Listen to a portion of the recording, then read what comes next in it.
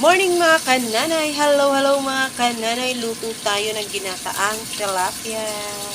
Samahan niyo po ako. Ito po ang mga sangkap mga kananay. Meron tayong tilapia, syempre. Meron tayong spring onion.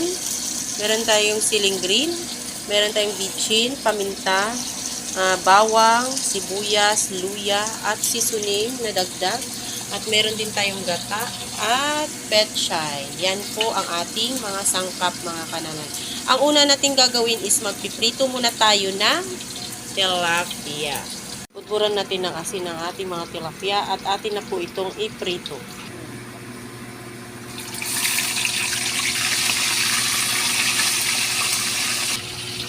Yan po ang pinirito natin. At ito naman ang next batch. Yan na po mga kananay, tapos na po tayo magprito at simulan na natin magkisa. Dito sa pinagprituhan natin, lagay natin ang luya. Saglit na lang din ito. Sunod natin ng bawang. Yan. Sunod natin ang sibuyas. Lagyan natin ng konting asin.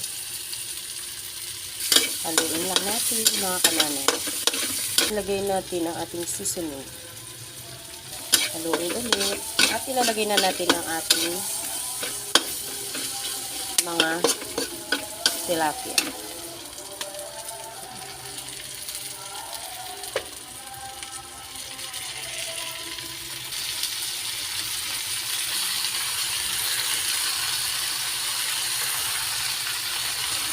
Yan po mga kananay. Ilagay na natin ang ating siling green. Ilagay natin ang ating spring onion.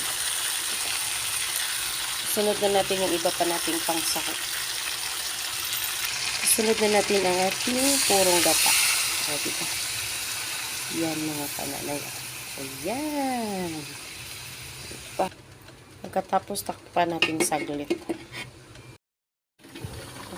Yan. Yan po, kumukulo na po. Ilagay na natin ang ating petchay.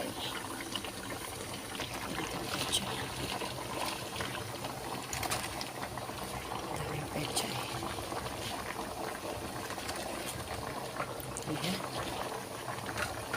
Yan po. Tapos takpan natin ulit.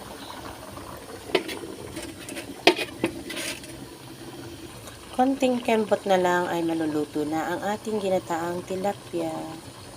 Finally, is luto na ang ating ginataang tilapia. Yan po mga kananay. Pa-like, pa-share. Thank you for watching. God bless sa ating lahat. Fight, laban lang.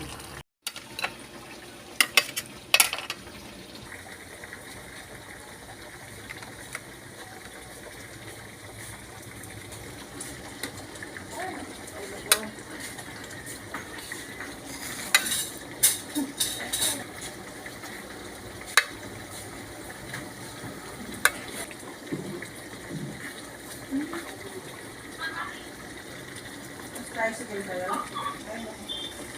Nakabayad ka. Dalawin ka na. Wala sa 25. Oo.